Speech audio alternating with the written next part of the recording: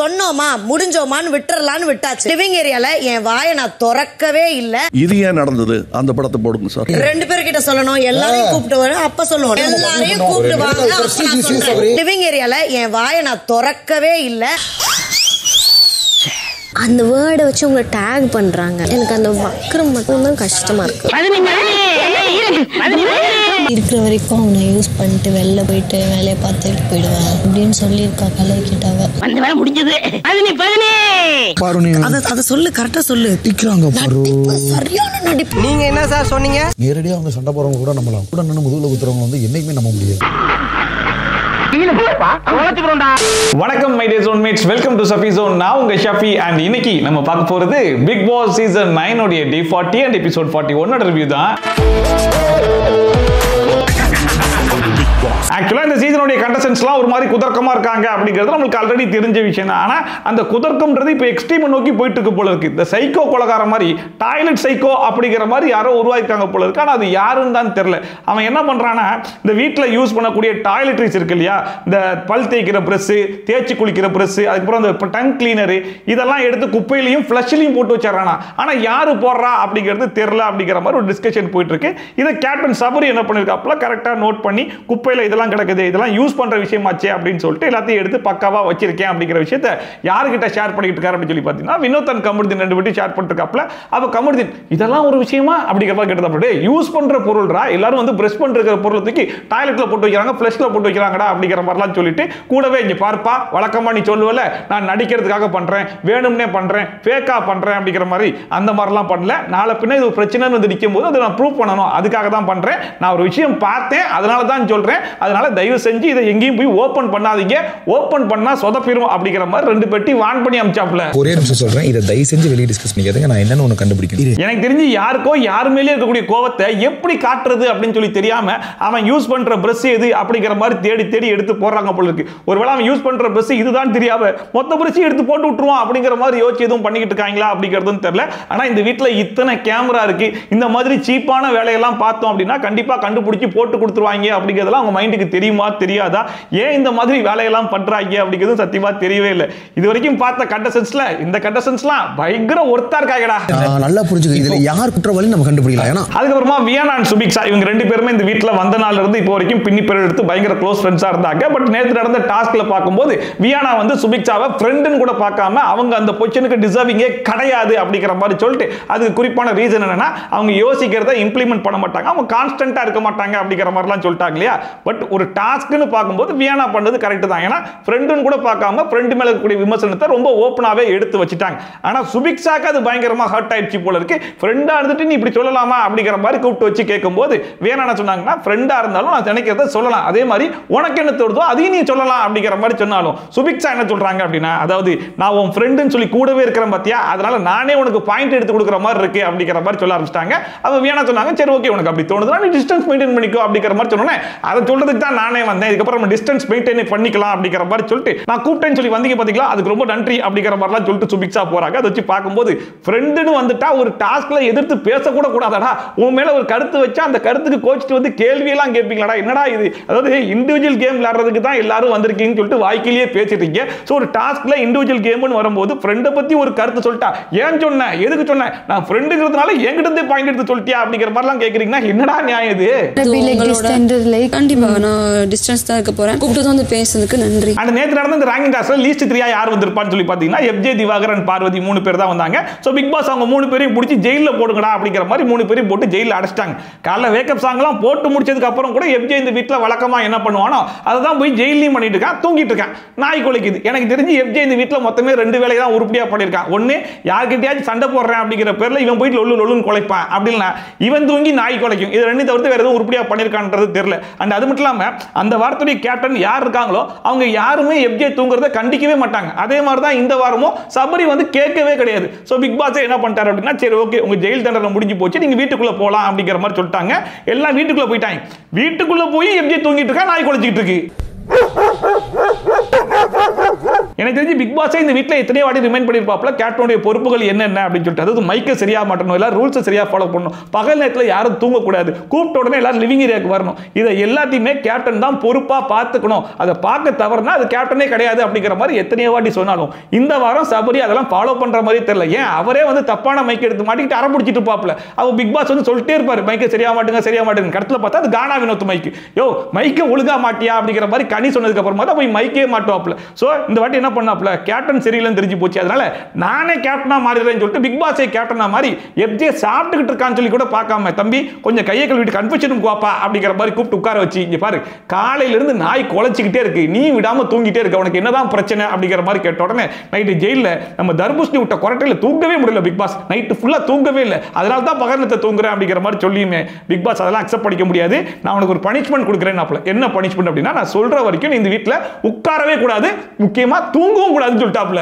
அடுத்த அறிவிப்பு வர வரைக்கும் உட்காரக்கூடாது, நின்றுக்கிட்டு தான் இருக்கணும். இந்த துஷார் பைப்ல இந்த வீட்டில் இருக்கிற வரைக்குமே அரோராவுடைய ஃபுல் டைம் ஜாபா என்ன இருந்துச்சு அப்படின்னு சொல்லி பார்த்தீங்கன்னா, ஒரு பீன் பேக் போட்டு அதில் உட்காந்து பீன் பேக் தேய்ச்சிட்டே இருப்பாங்க, பெருசா வெளியே தெரியவே இல்லை அப்படிங்கிறதா குற்றச்சாட்டா இருந்துச்சு. ஆனா இந்த துஷார் பைப்ல எப்போ இந்த வீட்டை விட்டு வெளியே போனானோ அடுத்த செகண்டே கமருதீனோட ஒரு ஜாயிண்ட் அடிச்சிட்டாங்க. அண்ட் அது மட்டும் இல்லாமல் அரோராக்குள்ள இருக்கக்கூடிய எக்ஸ்ட்ரா கரிக்குலர் ஆக்டிவிட்டிஸ்லாம் கொஞ்சம் கொஞ்சமா வெளியே வர ஆரம்பிச்சிச்சு. எனக்கு சண்டையே போட தெரியாதுன்னு சொன்னவங்க சண்டைலாம் போடுறாங்க, கத்தியெல்லாம் பேசுறாங்க, நிறைய வேலைகள் பார்க்குறாங்க. வீட்டில் இருக்கிற எல்லாருமே அரோரா வந்து ஒரு இன்னசென்ட்டான புள்ள அப்படிங்கிற மாதிரி நினைச்சிக்கிட்டு இருந்தாங்க இல்லையா. பட் அவங்களுக்குள்ளேயுமே ஒரு கன்னிங் பேஸ் ஒளிஞ்சுதான் இருக்குது அப்படிங்கிறத இப்போதான் அவங்களே கொஞ்சம் கொஞ்சமா வெளியே கொண்டு வராங்க. நான் கூட இந்த ஆதரை பிரச்சனையில ஏதோ இந்த பிள்ளை தெரியாம பண்ணிருச்சு அப்படிங்கிற மாதிரி நினைச்சேன். ஆனா அந்த பிள்ளையோட பிஹேவியரே அதுதான் அப்படிங்கிறது இப்பதான் கொஞ்சம் கொஞ்சம் வெளியே தெரிய வருது. அதுலயும் இந்த வியானா ஒரு வேலை ஒன்று பார்ப்போம் தெரியுமா, பதனி வேலை. அவங்க ஸ்ட்ரைட்டா போய் யார்கிட்டையும் மோதாம உசுப்பேத்தி விட்டு மோத வைப்பாங்களே, அந்த வேலையை தான் இப்ப அரோராவுமே பண்ணுது. நேரா விக்ரம் கிட்ட போயிட்டு நேத்து பார்வதியை பார்த்து போடின்னு சொல்லிட்டீங்களோ அப்படிங்கிற மாதிரி கேட்டுச்சு. ஆமா சொன்னேன். தெரிஞ்சுதான் சொன்னீங்களா, நான் கூட கான்சியஸ் இல்லாம சொல்லிட்டீங்கன்ற மாதிரி நினைச்சேன் அப்படிங்கிற மாதிரி ஆரம்பிச்சிச்சு. இல்ல இல்ல அந்த பிள்ளை நிறைய பேசிச்சுல அப்படிங்கிற மாதிரி விக்ரம் சொல்லும் போது ஆமா நொட்டுவே அது நிறைய வார்த்தைகள் அவங்க யூஸ் பண்ணதான் செஞ்சாங்க அப்படிங்கிற மாதிரி சொல்லிட்டு இருந்துச்சு. ஆமா நொட்டுவேன்லாம் சொன்னேன். எனக்கு புரியல. அதுக்கப்புறம் வந்து நீங்க யாரையும் வந்து போடின்லாம் சொல்ல மாட்டீங்களா, நீங்க போடின்னு சொன்னதுனால பெருசா ஏதோ நடந்திருக்குமோ அப்படிங்கிற மாதிரி நினைச்சிட்டு இருந்தேன் அப்படிங்கிற மாதிரிலாம் சொல்லி இருந்துச்சு. அதாவது விக்ரமுக்கும் பார்வதிக்கும் இந்த வீட்டுக்குள்ள எவ்வளவு பெரிய பிரச்சனைகள் போயிட்டு இருக்கு, ரெண்டு பேரும் மாறி மாறி எப்படி எல்லாம் கத்திக்கிட்டு இருக்காங்கன்றதுலாம் இந்த புள்ள பார்க்கவே இல்லை. இப்பதான் ஃபர்ஸ்ட் டைமா கேட்கற மாதிரி கேட்டு இருந்துச்சு. அப்ப விக்ரம் வந்து இந்த வக்ரம்ன்ற பேர்லாம் வந்து சொல்லிட்டு இருக்கல, அதெல்லாம் எனக்கு ஒரு மாதிரி இருக்கு அப்படிங்கிற மாதிரி சொன்னோன்னே ஆமா எதுக்கு உங்களை வக்ரம்லாம் சொல்றாங்க அப்படிங்கிற மாதிரி கேட்டுச்சு. இல்ல ரைமிங்காக சொல்றா போல இருக்கு அப்படிங்கிற மாதிரி அவர் சொன்னாலுமே இல்ல இல்ல எனக்கு அந்த வக்ரம்ன்ற வார்த்தை ரொம்ப கஷ்டமா இருக்கு தெரியுமா அப்படிங்கிற மாதிரி சொல்லிட்டு இருந்துச்சு. அதை பார்த்து அவர் கஷ்டப்படுறாரு இல்லையோ, என்னமோ இந்த புள்ள கஷ்டப்படுற மாதிரி உசுப்பேத்திட்டு இருந்துச்சு. ஸோ அரோராவுடைய மைண்ட் செட் என்ன அப்படின்னா, இந்த மாதிரி சொல்லி திரும்பவும் அவங்க ரெண்டு பேரையும் சண்டை பிடிக்க வைக்கணும் அப்படிங்கிறதுக்காக உசுப்பேத்தி விட்ட மாதிரி தான் இருந்துச்சு. அந்த வேர்டை வச்சு உங்களை டேக் பண்றாங்க, எனக்கு அந்த வக்ரம் மட்டும் தான் கஷ்டமா இருக்கு. ஆனா விக்ரம் என்ன பண்ணாப்ல, பார்வதியை கூப்பிட்டு வச்சு கெஞ்ச ஆரம்பிச்சிட்டாப்ல. பார்வதி பார்வதி அந்த வக்ரம்னு ஒரு வார்த்தை சொல்றல அதை மட்டும் வேணாம் பார்வதி, அதெல்லாம் ரொம்ப எக்ஸ்ட்ரீமான வார்த்தையா இருக்கு பார்வதி, இந்த ஹராஸ்மெண்ட் அப்படிலாம் சொல்லுவாங்கல்ல அந்த மாதிரி இருக்கு பார்வதி, நீ ரைமிங்காக தான் சொல்றேன்னு எனக்கு தெரியும், ஆனா பாக்குற மத்தவங்களுக்கு தெரியாதுல்ல அப்படிங்கிற மாதிரி சொன்னா அதுக்கு பார்வதி என்ன சொல்றாங்க, ரைமிங் ஒன்று தான், இன்னொன்று நான் மனசாரதான் உன்னை வக்ரம்னு சொல்றேன் அப்படிங்கிற மாதிரி சொல்லிருக்காங்க.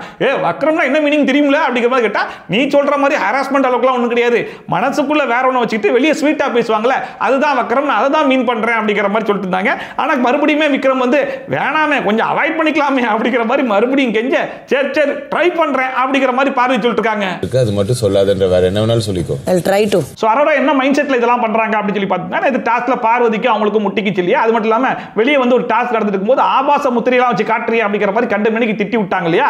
சோ அது எல்லாத்தையுமே மனசுக்குள்ள வச்சுக்கிட்டு இவங்க ஸ்ட்ரைட்டா போய் பார்வதி கிட்ட சண்டை போட முடியாது அப்படிங்கிறதுனால யாரையாச்சும் வச்சு பார்வதி கூட சண்டை போட வச்சு அது மூலியமா குளிர் காயலாம் அப்படிங்கிற மாதிரி எதிர்பார்த்தாங்க. ஆனா கரெக்ட்ல பிம்பிலிக்கு பிலாப்பி ஆயிடுச்சு. இன்வால்விங் இன் எனிதிங் நான் குளிச்சுட்டு வந்து பேசுறேன். அதுக்கப்புறமா நம்ம தர்பிஸ் வழக்கம் போல போய் ரீல்ஸ் பண்ணிட்டே இருப்பாப்ல இல்லையா. சோ விஜய் சேதுன்னு சொல்லி பார்த்தாப்ல, வீட்டுல கம்முன்னு சொல்லி பார்த்தாங்க, பிக் பாஸ்னு சொல்லி பார்த்தாப்ல, கடைசி வரைக்கும் அந்த மனுஷன் அடங்கவே மாட்டாருன்னு சொல்லிட்டு இவங்க எல்லாரும் சேர்ந்து எடுத்த முடிவு என்ன அப்படின்னு சொல்லி பாத்தீங்கன்னா, கேமராவை உன் பக்கம் திருப்பினாலோ இல்ல கேமரா உனக்கு ஃபோக்கஸ் பண்ணாதானே நீ ரீல்ஸே பண்ண முடியும், கேமரா இல்லாம நீ என்ன பண்ண போற அப்படிங்கிற மாதிரி முடிவு பண்ணி இவர் வந்து வியானா கூட்டு வந்து sir sir sir please sir sir வாங்க சார் சார் கொஞ்சம் காட்டுங்க சார் அப்படிங்கிற மாதிரி எவ்வளவோ கெஞ்சி பார்த்தாப்ல.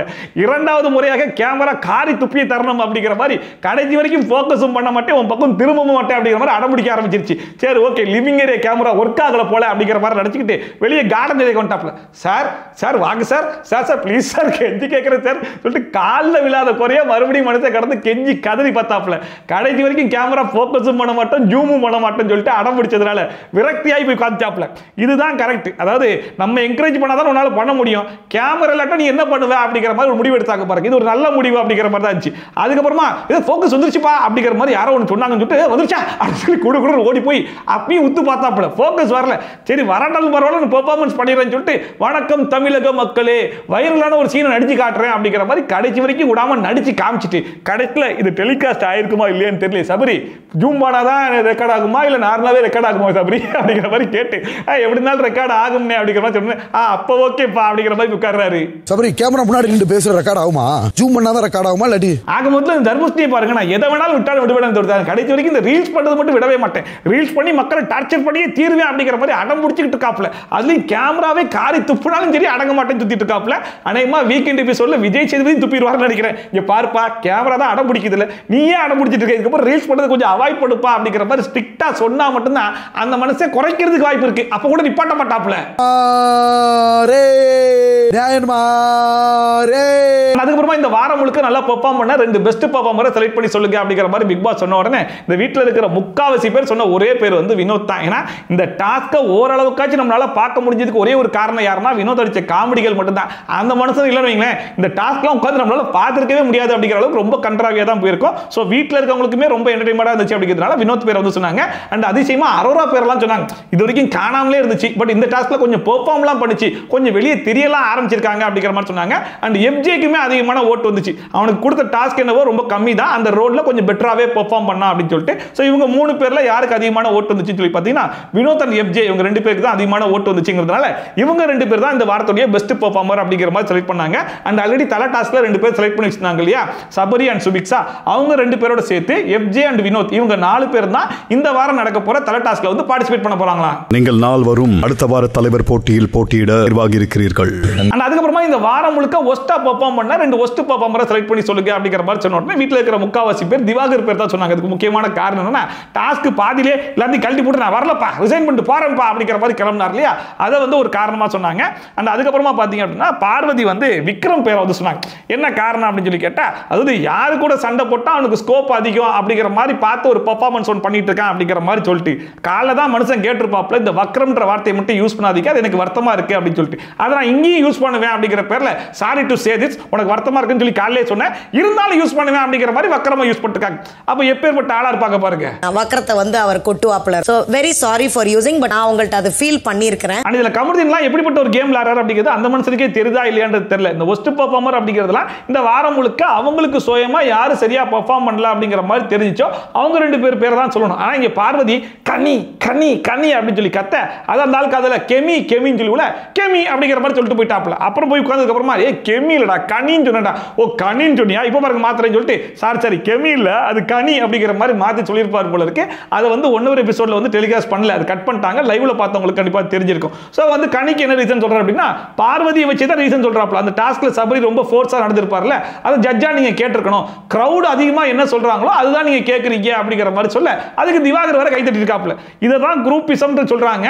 இந்த மனுஷன் வீக்கெண்ட் எபிசோட்ல குரூப்பிசம் பண்றாங்க அப்படிங்கிற மாதிரி பேசிட்டு கடத்துல இந்த ஆளே அடுத்தவங்க சொல்றதை கேட்டு கொண்டு போய் சொல்லிட்டு இருக்காப்ல. அனியக்கா வந்து நான் சொல்றேன் நீங்க கொஞ்சம் தடுத்துருக்கலாம். இப்ப காமெடியின் ஒரு பக்கம் இந்த மாதிரி பண்ண உடனே அரோரா அப்ப நானும் மறுபடியும் சொல்லுவேன் அப்படிங்கிற மாதிரி மறுபடியும் கிளம்பி வந்து இந்த திவாகரை பொறுத்த வரைக்கும் ஒரு விஷயம் நான் சொல்லாம விட்டுட்டேன். அந்த திவாகர் வந்து இந்த வாரம் முழுக்க லவ் லவ் லவ் லவ் பொண்ணு பொண்ணு பொண்ணு பொண்ணு இப்படிதான் காஞ்சி போய் சுத்திட்டு இருந்தாரு அப்படிங்கிற மாதிரி சொல்லி விட்டு போயிடுச்சு. உடனே திவாகர் இங்க பாருங்க ராணியா நீங்களும் சரி வேணா நீங்க சரி எனக்கு சப்போர்ட் பண்ணி பேசுற அப்படி பண்ணவே இல்லை அப்படிங்கிற மாதிரி சொல்லிட்டு இருந்தாப்ல. சரின்னு சொல்லிட்டு பார்வதி நான் சப்போர்ட் பண்றேன் அப்படிங்கிற பேர்ல கிளம்பி போயிட்டு இவருக்கு சப்போர்ட் பண்ணி ஏதாச்சும் பேசுவாங்களான்னு சொல்லி பார்த்தா கனியை பத்தி பேசிருக்காங்க. கனியை பொறுத்த வரைக்கும் ராஜமாதான்ற ஒரு கேரக்டர் தான். ராஜமாதான்ற கேரக்டர் ஒரு கன்னிங்கான கேரக்டர் தான். அவங்களுடைய ஃபுல் ஃபோக்கஸிங் எதுல இருந்துச்சுன்னா நான் ராணியா இருக்கின்றதுல ரொம்ப பொறாமப்பட்டு எனக்கு கீழே இறக்கதுலேயே தான் இருந்தாங்க. அது கொஞ்சம் டாக்ஸிக்கா தான் இருந்துச்சு. அது டாஸ்க் தான் இருந்தாலும் டாக்ஸிக்கா தோணுச்சு அப்படிங்கிற மாதிரி சொன்னோன்னா கனி ஒரு பக்கம் செம்மையா காண்டாக்டாங்க. பாருங்க மறுபடியும் எல்லாரும் போய் இந்த மாதிரி பேசிட்டீங்க, அப்ப நானும் பேசிட்டு இருப்பேன். ஒஸ்ட் பெர்ஃபார்மருக்கு என்னவோ அதை மட்டும் சொல்லிட்டு கிளம்புங்க, தேவையில்லாதெல்லாம் பேசாதீங்கன்னு சொல்லிட்டு எல்லாரும் கைமையான்னு கத்த ஆரம்பிச்சிட்டாங்க. இதுக்கு நடுவில் திவாகர் பாருங்க அரோரா பிள்ளை சொல்லி விட்டுருச்சு இல்லையா, அதனால அந்த மனுஷன் இது மட்டும் ஒழுங்கான பிள்ளையா குறியீடு வச்சு ஆபாச குறியீடு பார்வதி அது சொல்ல மாட்டேன் நீ சொல்ல மாட்டேன் அப்படிங்கிற மாதிரி சொன்ன உடனே அண்ணே அது வரல பேசிக்கலானே அப்படிங்கிற அப்படிங்கிற மாதிரி சொல்லிட்டு இருந்தாங்க. கடத்த அது என்ன ஏதுன்னு சொல்லிட்டு கைமே எல்லாம் கத்த ஆரம்பிச்சிட்டாங்க. அப்ப பிக் பாஸ் என்ன சொன்னாருன்னா, நீ பாருங்க நான் என்ன டாஸ்க் கொடுத்தேன், நீங்க என்ன டாஸ்க் பண்ணிருக்கீங்க, ஒஸ்ட் பெர்ஃபார்மர் யாரு அதை முதல்ல அனௌன்ஸ் பண்ணுங்கடா அப்படிங்கிற மாதிரி சொன்ன உடனே சரி ஓகேன்னு சொல்லிட்டு ஒரு பக்கம் திவாகருக்கு வந்து 8 ஓட்டு வந்துச்சு, அந்த மனுஷன் செலக்ட் ஆயிட்டாப்ல. இன்னொரு பக்கம் பார்த்தா விக்ரம் அண்ட் கனி 2 பேருக்குமே ஈக்குவலா 7 ஓட்டு தான் வந்திருக்கு அப்படிங்கறத பிக் பாஸ் கிட்ட அப்படியே அனௌன்ஸ் பண்றாப்ல. அப்ப பிக் பாஸ் டேய் அதுக்கு நான் என்னடா செய்யணும், நீங்க என்னடா இது செய்யணும் அப்படிங்கிற மாதிரி சொன்னாலுமே பார்வதி என்ன சொல்றாங்க, 3 பேர் நாங்க ஜெயிலுக்கு போனோம்ல, அப்ப இவங்க 3 பேரும் ஜெயிலுக்கு போட்டோம் அப்படிங்கிற மாதிரி பேசிட்டு இருக்காங்க. ஏமா அது என்ன டாஸ்க், இது என்ன டாஸ்க், அதுல 3 பேர் போகணும்ன்றத பிக் பாஸ் அனௌன்ஸ் பண்ணார். பட் இங்க ஒஸ்ட் பெர்ஃபார்மர்ல 2 பேர் தான் செலக்ட் பண்ணணும்ன்ற மாதிரி பிக் பாஸ் சொல்லிருக்காப்ல. நீங்க 3-4 பேர் செலக்ட் பண்ணி 4 பேர் கூட ஜெயிலுக்கு அனுப்புவீங்களா அப்படிங்கிற மாதிரி இருக்கும்போது அது சபரி வேற அனௌன்ஸ் பண்ணிட்டு இருக்காரு. அட பாவிகளா, இதுக்கு முன்னாடி பிக் பாஸ்லாம் நீங்க பார்த்ததே கிடையாதா அப்படிங்கிற மாதிரி பிக் பாஸ் மறுபடியும் வந்து காரி துப்புனதுக்கு அப்புறமா சரி பிக் பாஸ் நாங்க ரீவோட்டிங்கே பண்ணிடுறோம் அப்படிங்கிற மாதிரி மறுபடியும் 2 பேரும் நிக்க வச்சு மறுபடியும் ரீவோட்டிங் பண்ணதுல கனிக்கு தான் அதிகமான ஓட்டு வந்துச்சு. அப்படிங்கிறதுனால இந்த வாரத்துடைய ஒஸ்ட் பெர்ஃபார்மரா திவாகரன் கனி இவங்க 2 பேரும் செலக்ட் ஆகி இந்த காம்போ அற்புதமான காம்போ இந்த வாரம் ஜெயிலுக்கு போதான். வர்ஸ்ட் பெர்ஃபார்மர்ஸ்னு தேர்வான நீங்க 2 பேரும் சிறைக்கு செல்ல வேண்டும். இதுல நம்ம தர்புஸ்ரீ வேற சார் காலைல தான் சார் ஜெயில இருந்து ரிலீஸ் ஆனே, மறுபடியும் அங்கேயே அனுப்புறீங்களா சார் அப்படிங்கிற மாதிரி வேற கேட்டிருக்காரு. சார் நீ காலையில தான் சார் ரிலீஸ் ஆனது. சோ ஒன்ஸ் இந்த ஒஸ்ட் பெர்ஃபார்மர் அனௌன்ஸ் பண்ணி முடிச்சதுக்கு அப்புறமா அரோரா போயிட்டு பார்வதி கேட்க ஆரம்பிச்சாங்க, என்ன நீங்க அப்படி சொல்றீங்க, இந்த மாதிரிலாம் அக்யூஸ் பண்ணிட்டு நீங்க போக முடியாது அப்படிங்கிற மாதிரி சொன்னதுக்கு நீ எல்லாத்தையும் கூப்பிட்டு உட்கார வைமா அதுக்கப்புறம் பேசிக்கலாம் அப்படிங்கிற மாதிரி அவங்க ஒரு பக்கம் சொல்ல, இன்னொரு பக்கம் திவாகர் அரோரா வந்து சொல்லிட்டாங்களாம் பொண்ணு லவ்னு சுத்திட்டு போயிட்டாங்கன்னு சொல்லிட்டு அந்த ஆபாச குறியீடுன்னு சொல்லிட்டு அந்த மனுஷன் தான் பயங்கரமா உசுப்பேத்தி விட்டு பயங்கரமா கத்திட்டு இருந்தாப்ல. அப்ப அரோரா போயிட்டு அது என்ன குறியீடு அப்படிங்கிற மாதிரி கேட்டா அதை பார்வதி சொல்லுவாங்க அப்படிங்கிற மாதிரி ஆரம்பிச்சு விடுறது இந்த ஆளு. ஆனா யாரு சொல்லுவாமா, பார்வதி சொல்லுவாங்கன்ற மாதிரி கோர்த்து விட்டு போயிட்டாப்ல. அதுக்கப்புறமா அரோராப்புல பார்வதி கேட்ட மாதிரி சரி ரைட் வாங்க எல்லாரும் வந்து உட்காருங்க அப்படிங்கிற மாதிரி உட்காரவும் வச்சிட்டாங்க.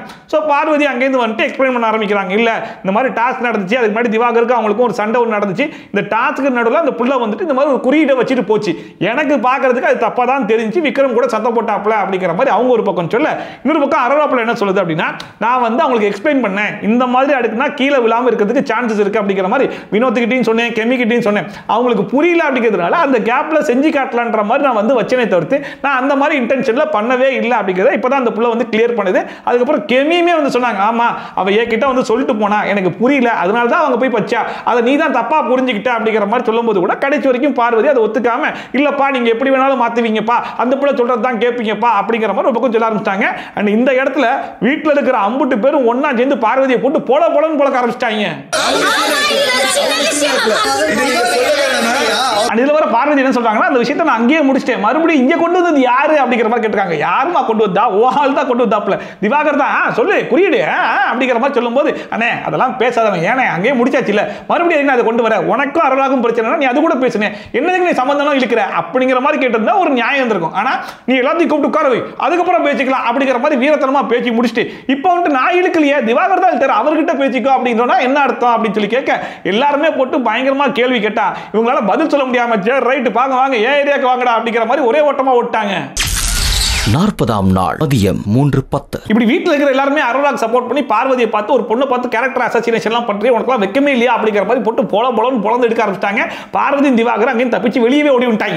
இதுல பார்வதி திவாகரை கூட்டு வந்தாங்க. நான் கூட நினைச்சேன்னா நல்லா நாக்க புடுங்குற மாதிரி கேட்க போறாங்க போல இருக்கு. சம்பந்தமே இல்லாம உனக்கும் அரோராக்கும் ஒரு பிரச்சனை வந்துச்சு, என்னதுக்குமே கோத்து விட்டுற மாதிரிலாம் கேட்பாங்கன்னு சொல்லி பார்த்தா அந்த பிரச்சனையை டீல் விட்டாங்க. இவங்க வேற ஒரு பிரச்சனைக்கு வராங்க. அது என்னன்னா, இதுக்கு முன்னாடி துஷார் இந்த வீட்டில் இருக்கும்போது துஷார் அரோரா கமருதீன் இவங்க 3 பேருமே நல்லா ஃப்ரெண்ட்ஸா தான் இருந்தாங்க. அதுக்கப்புறம் கமருதீன் ஏமல இன்ட்ரெஸ்ட் கார ஆரம்பிச்சான். கமருதீன் என்கிட்ட பேசுறதுனால அரோராக்கு என்ன பொசிஷனஸ் அப்படிங்கிற மாதிரிலாம் கேட்டுக்கும் போது நம்ம திவாகர் சொல்றாப்ல, துஷார் விட்டு வெளியே போகும்போது அவர் கரெக்டா சொல்லு ஏதோ ஒன்று சொல்ல வந்த கரெக்டா சொல்லு அப்படிங்கிற மாதிரி கேட்க துஷார் இந்த வீட்டை விட்டு வெளியே போகும்போது சும்மா அழுகிற மாதிரி சீனை போட்டு அப்புறம் கமருதீனோட சேர்த்துட்டான். நடிப்பு அப்படின்னா நடிப்புல கரெக்டா சொல்ல நடிக்கிறானே அப்படின்னு சொல்லிட்டு 2 பேரும் பயங்கர சுவாரஸ்யமா பேசிட்டு இருக்கும் போது சபரி அங்கே வந்துட்டாப்ல, உனக்கு வெட்ட சொன்னாங்க நம்ம காய்கறி நீ இங்க வந்து பேசிட்டு இருக்க வாமா கூப்பிடுறாங்க அப்படிங்கிற ஒரு 5 நிமிஷம் வந்துடுறேன் கூப்பிட்டு இருக்காங்க வாமா ஆனா ஒரு சுவாரஸ்யமா பேசிட்டு இருக்கல வரேன் அப்படிங்கிற மாதிரி சொல்லி அமுச்சு விட்டு மறுபடியும் இந்த சுவாரஸ்யத்தை கண்டினியூ பண்றாங்க. இதுல வர பாரு சொல்றாங்க, எனக்கு அரோரா பிளே சுத்தமா பிடிக்கவே இல்லை, நாங்க 2 பேரும் பயங்கர க்ளோஸா இருக்கும்போது உள்ள வந்து ஒரு சீப்பான கேம் நடந்து பத்தியா அப்படிங்கிற மாதிரி சொன்னோன்னே திவாகர் சொல்றாப்ல, இதெல்லாம் எதுக்கு படுது உன வெறுப்பேத்துறதுக்கு அப்படிங்கிற மாதிரி சொன்னேன். கரெக்டா சொன்னேன் அப்படிங்கிற மாதிரி சொல்லிட்டு ஆக மொத்தத்துல பார்வதிக்கு ஏத்தால் திவாகர் தான். திவாகரும் பாருங்க கரெக்டான பாயிண்ட்லாம் எடுத்து கொடுத்துட்டு இருக்காப்ல, அதை பார்த்து பார்வதி சந்தோஷப்பட்டிருக்காங்க. இப்பேற்பட்ட காம்போ எங்கேயாச்சும் அமையுமா? ஆனா இப்படி க்ளோஸா பேசிட்டு இருக்கிற இதே காம்போ தான் பொண்ணுலாம் நேத்து கார்ல சண்டை போடும்போது ரெண்டு பேர் பத்தி நான் உண்மையை மாறி மாறி கக்கிக்கிட்டு இருந்தாங்க. இந்த பொண்ணுலாம் ஆனா கடவுள் பார்த்துட்டு இருக்காரு. என்ன தண்டனைங்க என்னன்னா எல்லாத்தையும் சொல்லிட்டு கடைசியா கமருதீனுக்கு டிஃபரன்ஷியேட்டே பண்ணி பார்க்க தெரியல. அரோரா வந்து கமருதீன் இப்ப கைக்குள்ள பிடிச்சிருக்கால, இதே மாதிரி தான் துஷார் வீட்டுல இருக்கும்போது அவனையும் கைக்குள்ள பிடிச்சிருந்தான்.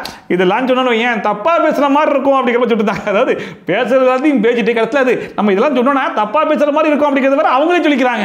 அவனுக்கு டிஃபரன்ஷியேட் பண்ண தெரியல, நல்லா கைக்குள்ள போட்டு வச்சுக்குது. ஒரு வழியா திவாகர்கிட்ட பேசி முடிச்சுட்டு உள்ள வந்து சரி ஓகே இப்ப கொடுங்க காய்கறியை கட் பண்றேன் அப்படிங்கிற மாதிரி கேட்க அமித் இல்லம்மா நானே கட் பண்ணிக்கிறேன் அப்படிங்கிற மாதிரி சொன்னாப்ல. ஆமாமா ஒரு 5 நிமிஷம் பேசிட்டு வந்துட கூடாது, உடனே எல்லா வேலையும் நீங்களே பார்த்துப்பீங்களே, ஒரு 5 நிமிஷம் கேப் எடுக்க கூடாதா அப்படின்னு சொல்லிட்டு இவங்க சைடுல நியாயம் இருக்கிற மாதிரி நியாயம் வேற கேட்டு இருந்தாங்க. அதுக்கு அமித் வந்து ஒரு வேலை கொடுத்தா உருப்படியா பார்க்கணுமா, அங்க போறேன் இங்க போறேன்னு சொல்லிட்டு 5 நிமிஷம் எடுத்தா வேலையெல்லாம் யாருமா பாக்குறது அப்படின்னு சொல்லிட்டு அந்த மனுஷன் கேட்க இன்னொரு பக்கம் கனி கடத்துல இறக்கிட்டாங்க. ஆமா அந்த அம்மாக்கு 1008 வேலை இருக்கத்தான் செய்யும், அவங்க இந்த வேலைலாம் செய்ய முடியுமா அப்படின்னு சொல்லிட்டு எல்லாரும் கூட்டமா சேர்ந்து அடிக்க ஆரம்பிச்ச உடனே அவங்க வந்து ஆமாமா நீங்க ஜெயிலுக்கு போங்க, முதல்ல ஜெயிலுக்கு போங்க அப்படின்னு சொல்லிட்டு கனியை பார்த்து சொன்னோன்னா இங்க பாரு என்ன பத்தி பேசுறது உனக்கு அருகதே கிடையாது அப்படிங்கிற மாதிரி அவங்க ஒரு பக்கம் கதை ஆரம்பிச்சிட்டாங்க.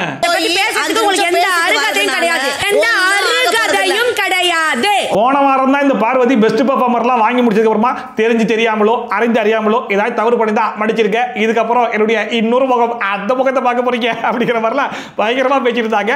ஆனா அந்த முகமும் இப்படி கேவலமா தான் இருக்கும் அப்படிங்கிறது எங்களுக்கு தெரியாம போச்சு அப்படிங்கிற மாதிரி வீட்டுல இருக்கிற 50 பேர் நடிச்சிருப்பாங்க நடிக்கிறேன். நீங்க என்ன வேணாலும் பண்ணுங்க மேடம், எனக்கு இருக்கு.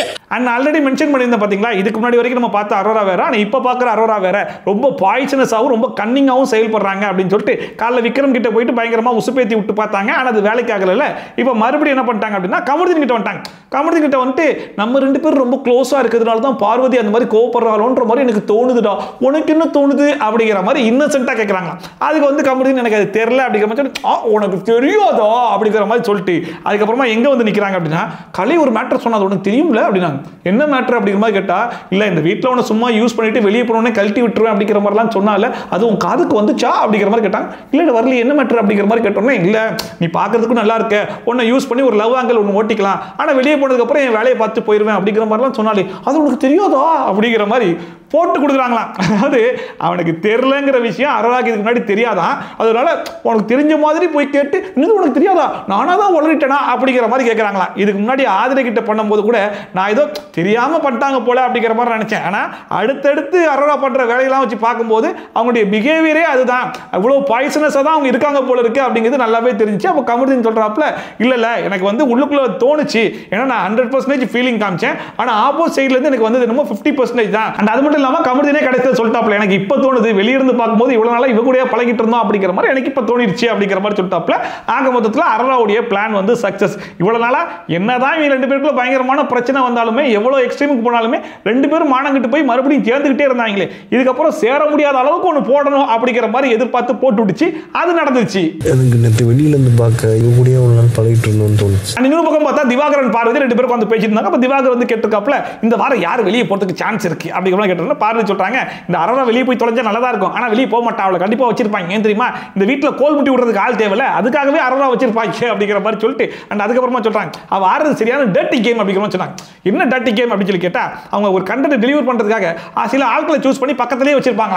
அதாவது பார்வதி இந்த வீட்டில் என்ன வேலைகளை பார்க்குறாங்களோ அதே வேலையை தான் அரோராவும் பார்க்குறாங்க. ஒரு பக்கம் பார்வதி திவாகருக்குள்ள எவ்வளோ பிரச்சனைகள் வந்தாலுமே மானங்கிட்டு போய் பார்வதியும் கமருதீனும் கூட வச்சுக்கிட்டே தான் இருக்காங்க. ஸோ அது இதுக்காக இவங்க ஒரு கண்டென்ட் டெலிவர் பண்ணணும், அதுக்கு நமக்கு சப்போர்ட்டுக்கு ஆள் தேவை அப்படிங்கிறதுக்காக தான். இன்னொரு பக்கம் பார்த்தா அரோராவுமே அதே வேலையை தான் பார்த்துட்டு இருக்கு. துஷார் வரைக்கும் துஷார் கூட ஓட்டிட்டு இருந்துச்சு. என்னைக்கு துஷார் விட்டு வெளியே போனோம் அடுத்த செகண்டே கமருதீனோட பயங்கர க்ளோஸ் ஆயிடுச்சு. ஆக மொத்தத்தில் 2 பேருமே டர்ட்டி கேம் தான் ஆட்டுக்காங்க, ஆனா மாறி மாறி டர்ட்டி கேம் சொல்லிக்கிறாங்க. வெரி டர்ட்டி கேம் ஆடுறானே அவன், எனக்கு அதான் பிடிக்கல. அன்னைக்கு வர சொல்றாங்க இந்த அரோரா சரியான விஷப்பட்டல், நாங்க 2 பேரும் க்ளோஸா இருக்கிறதுல அவளுக்கு என்ன போறாம அப்படிங்கிற மாதிரி சொல்லிட்டு கூடவே அதாவது அவங்க 2 பேரும் ஃப்ரெண்டுன்ற மாதிரி பேசிக்கிறாங்க. ஆனா எனக்கு வந்து கமருதீன் மேல இன்ட்ரெஸ்ட் இருக்கும் போது அவங்க 2 பேரும் பழகிறத பார்க்கும்போது எனக்கு ஃப்ரெண்டு மாதிரி தோணல, அப்ப எனக்கு பொசசிவ் வரதானே செய்யும் அப்படிங்கிற மாதிரி அவங்க பொறாமப்படுறாங்க அப்படிங்கிற மாதிரி ஆரம்பிச்சு கடத்துல இவங்க பொசசிவ் ஆகுறாங்க அப்படிங்கிற மாதிரி முடிக்கிறாங்க. அப்ப எனக்கு பொசசிவ் ஆக தானே செய்யும். ஆக மொத்தம் இந்த சீசனை பொறுத்த வரைக்கும் லவ் கண்டென்ட்க்கு ஓகே சொன்ன பசங்கன்னு சொல்லி பார்க்கும்போது மொத்தமே 3 பேர் தான். ஒன்னு துஷார், 2வது கமருதீன், 3வது திவாகர். திவாகர் கிட்ட யாரும் அண்ட கூட இல்ல, அந்த மனுஷன் தான் ட்ரை பண்ணிட்டு இருந்தாப்ல. இன்னொரு பக்கம் துஷார் வீட்டை விட்டு வெளியே போயிட்டான். கடத்துல மிச்சம் மீதி இருக்கிறது வெறும் கமருதீன் மட்டும் தான். சோ அதனால எனக்கு தான் கமருதீன் சொல்லிட்டு 2 பேரும் மாறி மாறி அடிச்சுக்க ஆரம்பிச்சிட்டாங்க. இதுல லவ் கண்டென்ட் வரல, எந்த கன்றாவி கரண்ட் வர மாதிரி தெரியல. காப்பூர்ஜி என்கிட்ட பேசுறதுனால உனக்கு என்ன பொறாம? அதுக்கப்புறமா இந்த வாரத்துடைய வீட்டு தலை டாஸ்க் வந்து ஸ்டார்ட் பண்ணாங்க. இந்த டாஸ்க்ல மொத்தமா 4 பேர் பார்ட்டிசிபேட் பண்ண போறாங்க. ஒன்னு வந்து இந்த வாரத்துடைய கேப்டன் சபரிங்கிறதுனால அந்த மனுஷன் பார்ட்டிசிபேட் பண்ண முடியும். தர்பீஸ் டீம்ல இருந்து செலக்ட் ஆன சுபிக்ஷா, பெஸ்ட் பெர்ஃபார்மரா செலக்ட் ஆன எஃப்ஜே அண்ட் வினோத் அப்படின்னு சொல்லிட்டு இவங்க 4 பேருக்குமே வெளியே வந்து ஒரு வால் போட்டு அதுல நிறைய பின்ஸ் வந்து குத்தி வச்சிருக்காங்க. பிக் பாஸ் பஜர் அடிச்சோன்னா இந்த பின்ல ஏறி ஃபர்ஸ்ட் வந்து நின்றுக்கணும்.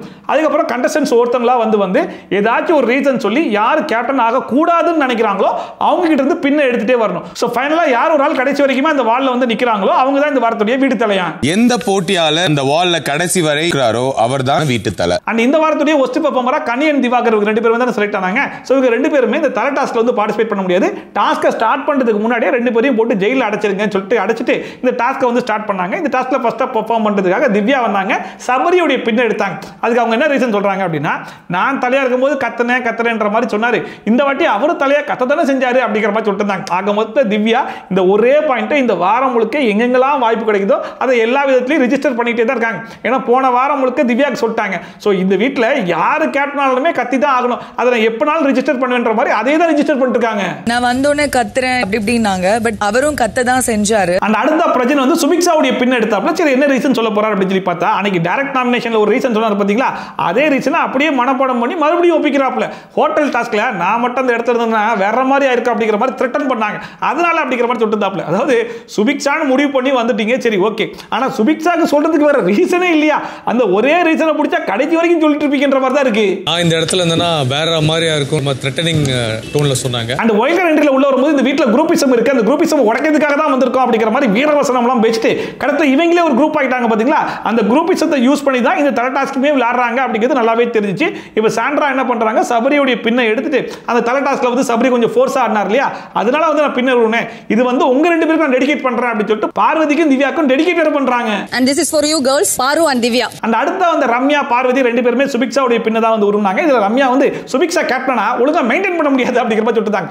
என்னமா மெயின்டைன் பண்ண முடியாது, ஒழுங்கா சொல்லுமா அப்படிங்கிற மாதிரி இருந்துச்சு. அந்த அடுத்த பார்வதி என்ன சொன்னாங்கன்னா, இந்த காயின் டாஸ்க்லயே காயின் கொடுக்குறேன்னு சொல்லிட்டு ஏமாத்திட்டாங்க. அவங்க கேப்டனா மட்டும் எப்படி ஒழுங்கா இருப்பாங்கன்ற மாதிரி எனக்கு தெரியல, அதனால ஒருவரேன்ற மாதிரி சொல்லிட்டாங்க. தலையானாங்கன்னா எப்படி எல்லாருக்கும் ஈக்குவலா இருப்பாங்கன்றது தெரியாது. அந்த அடுத்து அமித் வந்தாப்ல. அமித் வரும்போது கண்டிப்பா எஃப்ஜேயோட தான் எடுப்பார் அப்படிங்கிறது 100% உறுதியா தெரிஞ்சுனா அந்த ஹோட்டல் டாஸ்க்லயும் எஃப்ஜேக்கும் அமித்துக்கும் பயங்கரமான சண்டை போச்சு. நேத்து கூட பார்வதி ஒரு வார்த்தை விடும்போது அதுக்குமே எஃப்ஜே வந்துட்டு அவரை பார்த்தா தெரியும்ல, எல்லாத்தையும் சொல்லி கட்டுவார்ல அப்படிங்கிற மாதிரிலாம் கத்திட்டு இருந்தாங்க இல்லையா. அதனால அமித் என்ன சொன்னார்னா, அந்த பையனுக்கு மெச்சூரிட்டி இல்ல, பிஹேவியர் இல்ல, ஒழுங்கா நடந்துக்க மாட்டான், ரெஸ்பான்சிபிலிட்டி இல்ல அப்படிங்கிற மாதிரி சொல்லிட்டு பின்ன எடுத்துட்டு போல அப்படின்னு சொல்லிட்டு உடனே ப்ரூவ் பண்றான். அந்த அடுத்த வீணா வந்தாங்க. ஸோ கன்ஃபார்மாக போயிட்டு வினோத்துடைய பின்ன தான் உருவ போகிறாங்க அப்படிங்கிறது கன்ஃபார்மாக தெரிஞ்சு. ஏன்னா 2 பேருக்குள்ள ஒரு சக்கரை சண்டை போயிட்டு இருக்கா இல்லையா. ஸோ அதுக்கேற்ற மாதிரி நேராக போயிட்டு வினோத்துடைய பின்னை எடுத்துட்டு அவர் நிறைய பாடி ஷேமிங் காமெடிலாம் பண்ணுறாங்க அப்படின்னு சொல்லி ஆரம்பிச்சாப்ல. உடனே ஏமா ஜீக்கர் சொல்லி முடியுமா, காலெலாம் வலிக்குது அப்படிங்கிற மாதிரி சொல்லிட்டாப்ல. அப்படிலாம் சொல்லக்கூடாதுனே அப்படின்னு சொல்லிட்டு அங்கேயே ஒரு சண்டையை போட்டுருந்தாங்க. அதுக்கப்புறமா உமன்ஸை பற்றி நிறைய தப்பாக பாட்டு பாடுறாரு. அதை வந்து ஒரு நாள் திவ்யாவே தட்டி கேட்டாங்க. ஸோ அவர் வந்து இந்த வீட்டுடைய கேப்டனாக இருந்தாங்கன்னா பீஸாக இருக்காது அப்படிங்கிற மாதிரி சொல்லி அவருடைய பின்ன உருவிட்டு போயிட்டாங்க. இந்த வீடு வந்து பீஸ்ஃபுல்லாக இருக்காது. அடுத்த கெமி வந்து சுபிக்ஷா பேரை சொன்னாங்க. என்ன ரீசன் சொன்னாங்க அப்படின்னா, சுபிக்ஷா வந்து சூப்பர் டீலக்ஸ் வீட்டில் இருக்கும்போது சாப்பாடை வச்சு ஒரு கேம் விளாடுறீங்களே அப்படிங்கிற மாதிரி அவங்க தான் கேள்வி கேட்டாங்க. ஆனால் இந்த ராஜாராணி டாஸ்க்ல நம்ம சாப்பாடை வச்சு ஒரு கேம் விளாடலாமா அப்படிங்கிற மாதிரி அவங்களே தான் கேட்டாங்க. ஸோ அவங்களுக்கு வந்தா ரத்தம், நம்மளுக்கு வந்தா தக்காளி சட்னியா அப்படிங்கிற மாதிரி கேட்டுட்டு அந்த கால் வச்சு இந்த பின்ன உருவன உடனே சுபிக்ஷாவால் மேனேஜ் பண்ண முடியாமல் கீழே இறங்கிட்டாங்க. இந்த டாஸ்க்ல இருந்து அவுட் ஆயிட்டாங்க. ஸோ இதை பார்த்துட்டு போயிட்டு சுபிக்ஷா பாத்ரூம்ல உட்காந்து கதறி அழுக ஆரம்பிச்சிட்டாங்க. அதை பார்க்கும்போது சுபிக்ஷா வந்து என்ன நினைச்சிட்டாங்கன்னா, இந்த வீட்டில் இருக்கிற முக்காவாசி பேர் நமக்கு தான் சப்போர்ட் பண்ணுவாங்கன்ற மாதிரி எதிர்பார்த்திருப்பாங்க போல இருக்கு. ஆனால் ஃபர்ஸ்ட் ஆளா வெளியே அனுப்புவாங்கன்றத கொஞ்சம் கூட எதிர்பார்க்கல போல இருக்கு. அதனால அழுக ஆரம்பிச்சிட்டாங்க. இன்னொரு பக்கம் சுபிக்ஷாக்கு கொஞ்சம் கூட இந்த ஸ்போர்ட்டிவ் மைண்டே இல்லையோ அப்படிங்கிற மாதிரி தோணுது. ஏன்னா ஃப்ரெண்டு ஒரு கேள்வி கேட்டுட்டா உடனே போயிட்டு ஃப்ரெண்ட்ஷிப்பை கட் பண்ணிட்டு வந்துருவேன் அப்படிங்கிற மாதிரி பண்றாங்க. இந்த டாஸ்க்ல வெளியே வந்துட்டா போய் கதறி அழுகுறாங்க. அண்ட் இப்பயுமே வியானா தான் போயிட்டு அவங்களுக்கு வந்து சமாதானம் பண்ணிட்டு இருந்தாங்க. இப்பவா பிக் பாஸ் அங்க எல்லாரும் உட்கார சொல்லிருக்காரு, சரி நெக்ஸ்ட் வீக் பார்ட்டிசிபேட் பண்ணு. அண்ட் ஃபர்ஸ்ட் ரவுண்ட் முடிஞ்சு செகண்ட் ரவுண்ட்லாம் ஸ்டார்ட் ஆயிடுச்சு போல இருக்கு. சாண்ட்ரா மறுபடியும் போயிட்டு சபரியோட பின்ன வந்து உருவாங்க. ஸோ சபரிக்கு என்ன ரீசன் சொன்னாங்கன்னா, இவர் கேப்டனா இருக்கும்போது ஒரு பிரச்சனை நடந்துச்சுன்னா உடனே வர மாட்டார், லேட்டா தான் வருவார் அப்படிங்கிற மாதிரி சொன்னாங்க. அண்ட் இந்த பின்ன உருவும் போது சபரியால மேனேஜ் பண்ண முடியாம அந்த மனுஷன் வந்து கீழே இறங்கிட்டாப்ல. அண்ட் அடுத்த ரம்யா போயிட்டு வினோத் தொங்குறதுனால பார்க்கவே முடியல, அதனால உருவுறேன் அப்படிங்கிற மாதிரி உருவனோன்னே அவர் போர்டை பிடிச்சி தொங்க ஆரம்பிச்சாப்ல. நீ போர்டை பிடிச்சலாம் தொங்க கூடாதியா அப்படிங்கிற மாதிரி அங்கே இருக்கவங்களாம் சொல்லி பார்த்தாலும் இல்லை அதெல்லாம் பிக் பாஸ் சொல்லிட்டு அதுக்கப்புறம் பார்த்துக்கிறேன் அப்படிங்கிற மாதிரி தொங்கிட்டு இருந்தாப்ல. கடத்தில் பிக் பாஸே வந்துட்டு வினோத் நீங்கள் அந்த மாதிரிலாம் தொங்க கூடாது, கீழே இறங்குங்க அப்படிங்கிற மாதிரி சொன்னதுனால வினோத்துமே இந்த கேம்ல இருந்து அவுட் ஆயிட்டாப்ல. ஸோ சுபிக்ஷா, சபரி அண்ட் வினோத் இவங்க 3 பேருமே கேம்ல இருந்து அவுட் ஆனதுனால மீதி இருக்கிறது எஃப்ஜே தாங்கிறதுனால தலைவிதியே அதுதான் அப்படிங்கிற மாதிரி, அதாவது வீட்டில் தூங்கி நாய் குலைச்சு பனிஷ்மெண்ட்ல இருக்கிற ஒருத்தன் தான் இன்னைக்கு கேப்டன் ஆயிருக்கான். நீங்க தான் இந்த பிக் பாஸ் வீட்டின் அடுத்த வார தலைவர். அதுக்கப்புறமா விக்ரம் வந்து சுபிக்ஷா கூப்பிட்டு பயங்கரமான அட்வைஸ்லாம் பண்ணிட்டு இருந்தாப்ல. இந்த வீட்டில் நீ தோத்துட்ட அப்படின்னா யாரும் உனக்காக ஃபீல்லாம் பண்ண மாட்டாங்க. எனக்கு தெரிஞ்ச டாஸ்க்கை வந்து ஒரு சில பேர் குரூப்பாக தான் ஆடினாங்க, ஒரு சில பேர் இண்டிவிஜுவலாக நடந்து செஞ்சாங்க. நீ ஜெயிக்கணும்னா உனக்கு இந்த வீட்டில் ஒரு குரூப்பிசம் தேவைப்படும், அப்பதான் நீ ஜெயிக்க முடியும் அப்படிங்கிற மாதிரிலாம் நல்லா தான் பேசிட்டு இருந்தாப்ல. திடீர்னு பார்த்தா நீ இறங்கின பார்த்தியா, நீ இறங்கும் போது எஃப்ஜேவை இழுத்துட்டு இறங்குன்ற மாதிரி நான் எதிர்பார்த்தேன். நான் கத்தலான்னு யோசிச்சேன், ஆனா சரி வேணா, எஃப்ஜேவும் நல்ல பழக்கம் தான், ஏன் கத்தணும் அப்படிங்கிற மாதிரி விட்டுட்டேன்ற மாதிரிலாம் பேசிட்டு இருக்காப்ல.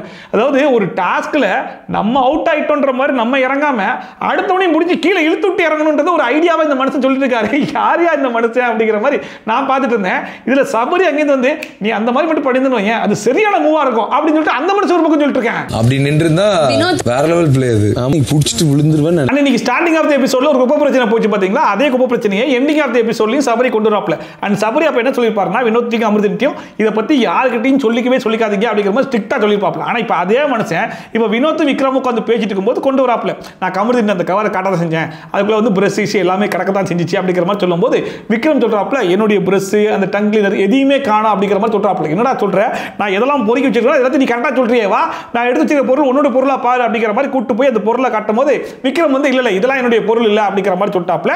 அதுக்கப்புறமா சபரி என்ன சொல்றாருன்னா, சாண்ட்ரா வந்து அவங்களுடைய பிரஷ்ஷை காணோம் அப்படிங்கிற மாதிரி சொன்னாங்களா, ஆனா அந்த பிரஷ்ஷை கொண்டு போய் போட்டதே சாண்ட்ரா தான் அப்படிங்கிற மாதிரி சொல்றாரு. எப்படி உனக்கு தெரியும் அப்படின்னா, அதை பார்த்ததே நான் தான் அப்படின்னு சொல்றாப்ல. சோ சாண்ட்ராவே தான் பிரஷ்ஷை கொண்டு போய் குப்பையில போட்டுட்டு என் பிரஷ்ஷை காணோம், யாரோ குப்பையில போட்டாங்க அப்படிங்கிற மாதிரி ஒரு டிராமாவை கிரியேட் பண்றாங்க அப்படிங்கிற மாதிரி ஒரு பக்கம் சபரி சொல்லிட்டு இருக்காப்ல. சாண்ட்ரா தான் போட்டாங்க, நான் தான் பார்த்தேன். அண்ட் எல்லாத்தையும் சொல்லிட்டு சபரி இப்பயும் சொல்றாப்ல, இந்த மேட்டரை யாரும் வெளியே சொல்லிக்கவே சொல்லாதீங்க, ஒருவேளை சாண்ட்ரா வந்து ஏன் பிரச்சனை நான் தான் போட்டேன் அப்படிங்கிற மாதிரி சொல்றாம என்ன பண்றது, ஒருவேளை இது பிரச்சனைன்னு வந்து நிக்கும் போது இதெல்லாம் நம்ம உடைச்சு விட்டுறலாம் அப்படிங்கிற மாதிரி மறுபடியும் சொல்லிட்டு இருக்காப்ல. தயவு செஞ்சு நீ இது கூட வெளியே விட்டுறாத. ஒரு பக்கம் சபரி சொன்ன பேச்சை கேட்டு வினோத் வந்து யார்கிட்டையும் ஷேர் பண்ணிக்காம அந்த மேட்டர் அந்த மனுஷன் அவங்களே வச்சுக்கிட்டாப்ல. ஆனா இன்னொரு பக்கம் கமருதீன் கிட்ட அவ்வளோ சொல்லியுமே அந்த மனுஷன் தான் இப்ப புதுசா ஒரு குரூப் விஷயத்துல ஜாயின் பண்ணிருக்காரு இல்லையா, வைல்ட் கார்டு என்ட்ரி கூட அவங்க 3 பேர்ட்டி போயிட்டு இந்த மேட்டரை ஓபன் பண்ணிட்டாப்ல. அது பிரஜன், சாண்ட்ரா அண்ட் திவ்யா இவங்க 3 பேர் உட்கார்ந்திருக்காங்க. தலை ரூம்ல ஒரு கவர் எடுத்து வச்சிருக்காங்க, டஸ்ட்பின்ல இருந்து எடுத்து வந்தானா அதுக்குள்ள வந்து பிரஷ், டூத் பேஸ்ட் இது எல்லாமே கிடக்குது அப்படிங்கிற மாதிரி சொல்லிட்டு இருந்தாப்ல. அண்ட் கூடவே வந்து இந்த ஃப்ளஷ் கூட எல்லாம் வந்து பிரஷ் போட்டு வச்சிருந்தாங்களா அப்படிங்கிற மாதிரி சொல்லிட்டு அந்த பிரஷோட கலர் கூட கருப்பு வித் பச்சை அப்படிங்கிற மாதிரி சொன்ன உடனே சாண்ட்ரா சொல்றாங்க அது ஏன் பிரஷ் அப்படின்னு சொல்லிட்டு. அண்ட் அது மட்டும் இல்லாம சாண்ட்ரா என்ன சொல்றாங்கன்னா, விஜய் சேதுபதி வருவாரு, ஒரு கேள்வி ஒன்று கேட்பாரு, அதுக்காக வந்து ஒரு கதையை ரெடி பண்ணி வைக்கிறான் அப்படின்னு சொல்லிட்டு சம்பந்தமே இல்லாம இவங்க ஒரு பக்கம் பதறாங்க. இன்னொரு பக்கம் சபரி என்ன சொல்றாருன்னா, சாண்ட்ராவே தான் அந்த பிரஷை உள்ள போட்டு அவங்களே தான் ஒரு கேம் பிளே பண்றாங்க அப்படிங்கிற மாதிரி அவர் ஒரு பக்கம் சொல்றாப்ல. இது என்ன பிரச்சனை, என்ன மேட்ரு, என்ன ஏதுங்கிறது தெரியல. ஒருவேளை இந்த மேட்ரு வந்து வீக்கெண்ட் எபிசோட்ல டெலிகாஸ்ட் ஆனா மட்டும்தான் இது என்னன்றது கிளியராவே புரியுமோ அப்படிங்கிற மாதிரி இருந்துச்சு. சேதுபதி வருமோ சொல்லுவாரு, அதுக்கு முன்னாடி ஒரு கதையை ரெடி பண்ணணும். அண்ட் இதுல சாண்ட்ரா வேற கமருதீன் கிட்ட ஒருவேளை அமித் போட்டு பாரு நினைக்கிறேன், நீ அமித் கிட்ட கேட்டு பாரு அப்படிங்கிற மாதிரி சொன்ன உடனே கமருதீன் கிளம்பி போனாப்ல. நான் கூட அமித் கிட்ட தான் கேட்க போறாரு போல அப்படின்னு சொல்லி பார்த்தா கிச்சன்ல நின்று இருக்கும்போது அப்படியே கிராஸ் பண்ணி நைஸா உள்ள போய் தலை ரூம்ல இருந்த அந்த கவரை எடுத்து ஜாக்கெட்குள்ள ஒளிச்சு வச்சு அப்படியே கொண்டு வந்து சாண்ட்ரா கிட்ட காட்டுறாப்ல. சாண்ட்ரா அவ்வளவு ஆர்வமா இறங்கி வராங்க. அவ்வளவு ஆர்வம் வேணாமா, நீ அங்கேயே உட்காரு, நானே வெளியே எடுத்து காட்டுறேன்னு சொல்லிட்டு கமருதீன் எடுத்து காட்டும் போது இது என் பிரஷ் இல்ல அப்படிங்கிற மாதிரி சொன்ன உடனே அந்த கவரை மறுபடியும் கொண்டு போய் தலை ரூம்லயே வச்சுட்டு வந்துட்டாப்ல. ஆக மொத்தத்துல ஒரு பக்கம் சபரி இவ்வளவு பர்சனலா கமருதீன் கிட்ட நம்பி சொன்ன விஷயத்தை கொண்டு போய் குரூப்பிசம்ன்ற ஒரே ஒரு காரணத்துக்காக சாண்ட்ரா கிட்ட ஓபன் பண்ணிட்டாப்ல. எனக்கு தெரிஞ்ச இந்த விஷயத்தை இவ்வளவு தூரம் டெலிகாஸ்ட் பண்றதெல்லாம் வச்சு பார்க்கும்போது கண்டிப்பா வீக்கெண்ட் எபிசோட்ல இது ஒரு டாபிக்கா கொண்டு வர போறாங்க அப்படிங்கிறது நல்லாவே தெரிஞ்சு போச்சு. அது மட்டும் இல்லாம இந்த வீக்கெண்ட் எபிசோட்ல பேசுறதுக்கும் பெருசா இந்த டாபிக் இல்லன்றதுல இந்த ஒரு விஷயத்தை எடுத்து பேசுவாங்க. ஒருவேளை குறும்படம் போட்டு காட்டுறதுக்கு கூட வாய்ப்புகள் இருக்கலாம் அப்படிங்கிற மாதிரி தான் இருக்கு. ஏன்னா வீட்டில் எல்லாரும் யூஸ் பண்ணக்கூடிய பிரஷை தூக்கி குப்பையில போடுறது, ஃப்ளஷ்ல போடுறது இதெல்லாம் சாதாரண விஷயம் கிடையாது. அண்ட் இது யாரு பண்றா, எதனால பண்றாங்க அப்படிங்கிற விஷயம்னா ஒருவேளை வீக்கெண்ட் எபிசோட்ல கூப்பிட்டு வச்சு விசாரிச்சு குறும்படம் போட்டு காமிச்சாங்கன்னா அது பப்பரப்பான் ரிவீல் ஆகும்னு நினைக்கிறேன். அது மட்டும் இல்லாம கமருதீன் பண்ண டபுள் சைடு வேலை இருக்கு பாருங்க, அதையுமே வீக்கெண்ட் எபிசோட்ல ஓபன் பண்ணி விடுவாங்க. அது மூலமா ஒரு பிரச்சனை வெடிக்கிறதுக்கும் வாய்ப்பு இருக்கு. அதோட இன்னைக்கு எபிசோடு முடிஞ்சு போச்சு. இன்னைக்கு எபிசோடு பொறுத்த வரைக்கும் ஓரளவுக்கு இன்ட்ரெஸ்டிங்கான எபிசோட்னே சொல்லலாம். ஸ்டார்டிங்லையும் கடைசிலையும் ஒரு குப்பை பிரச்சனையை வச்சு ஓட்டினாங்க. அந்த குப்பை பிரச்சனை கடைசியில் எங்கே போய் முடிய போகுது அப்படிங்கிறது நம்ம பொறுத்து தான் பார்க்கணும். அதுக்கு பின்னாடி கூடிய அந்த சைக்கோ யாரு, எதனால இந்த வேலையெல்லாம் பண்றான் அப்படிங்கிறதுலாம் வீக்கெண்ட் எபிசோட்ல தான் ரிவீல் ஆகும் அப்படிங்கிற மாதிரி எதிர்பார்க்கப்படுகிறது. ஒருவேளை உங்களுக்கு யாரு என்னன்றது ஓரளவுக்கு கெஸ் இருந்துச்சு, நான் லைவ்ல பார்த்தேன் இவன் தான் பண்ணா அப்படிங்கிற மாதிரிலாம் தெரிஞ்சுன்னா மறக்காம கமெண்ட் செக்ஷன்ல போட்டு விடுங்க, அதையும் நான் பார்த்து தெரிஞ்சுக்கிறேன். அது மட்டும் இல்லாம திவாகரையும் பார்வதி மொத்த வீடும் போட்டு பொலந்து எடுத்தாங்க பார்த்தீங்களா, அதுவுமே கொஞ்சம் நல்லா இருந்துச்சு. அது மட்டும் இல்லாம இந்த தலை டாஸ்க் இந்த வாட்டி கொஞ்சம் இன்ட்ரெஸ்டிங்காகவே இருந்துச்சோ அப்படிங்கிற மாதிரி இருந்துச்சு. பழைய டாஸ்க் டாஸ்க்லாம் கம்பேர் பண்ணும்போது நல்லா இருந்துச்சு. பட் ரிசல்ட் தான் சரியில்லையோன்ற மாதிரி இருந்துச்சு. எஃப்ஜேலாம் கேப்டன். இந்த வீடு அடுத்த வாரம் கண்டிப்பா 2 இல்ல 4 இல்ல 6 மாறதுக்கு கூட வாய்ப்பு இருக்குன்ற மாதிரி தான் இருக்குது. தூங்கிட்டு இருக்கவனை கொண்டு வந்து கேப்டன் ஆக்கியிருக்காங்க. ஸோ என்ன நடக்க போது எது நடக்க போது அப்படிங்கிறத பொறுத்து வந்து பார்க்கலாம். அண்ட் இந்த வாரம் வந்து சிங்கிள் எவிக்ஷனா டபுள் எவிக்ஷனான்னு தெரியல. அண்ட் நம்ம எதிர்பார்க்குற மாதிரி அரோரா வெளியே போகிறதுக்கு சான்சஸ் இருக்குமான்றதும் தெரியல. ஏன்னா அரோராவுடைய இன்னொரு ஃபேஸ் இப்போ தான் கொஞ்சம் கொஞ்சமாக ரிவீல் ஆக ஆரம்பிச்சிருக்கு. ஸோ அந்த பிரிட்டு கண்டிப்பாக கண்டென்ட் வந்து உருவதுக்கான வாய்ப்பு இருக்கும் அப்படிங்கிற மாதிரி பிக் பாஸ் டீம் யோசிச்சாங்க அப்படின்னா ஒருவேளை அரோராக்கு பதிலாக ரம்யா அனுப்பலாம் அப்படிங்கிற மாதிரி டிசைட் பண்ணா கூட ஆச்சரியப்படுறதுக்கு இல்லைன்ற மாதிரி தான் எனக்கு தோணுது. ஸோ இன்னைக்கு எபிசோட் பற்றினா உங்களுடைய கருத்து என்ன அப்படிங்கிறத மறக்காம கமெண்ட் செக்ஷனில் சொல்லுங்க. அண்ட் இதே மாதிரி ட்ரோல்ஸ் அண்ட் ரிவ்யூஸ்லாம் கண்டிப்பாக பார்க்கணும் மறக்காம சப்ஸ்கிரைப் பண்ணிட்டு பக்கத்தில் கூடிய பெல் ஐகான் டான் தட்டி விட்டீங்கன்னா போகிற வீடியோ நோட்டிஃபிகேஷன் டான் டைம்க்கு வந்து சேர்ந்துடும். ஸோ மீண்டும் சூப்பரான வீடியோட சூப்பரான ரிவ்யூட சூப்பரான ட்ரோலோட உங்கள் சந்திக்கால் back from Shafi. Tata bye and take care.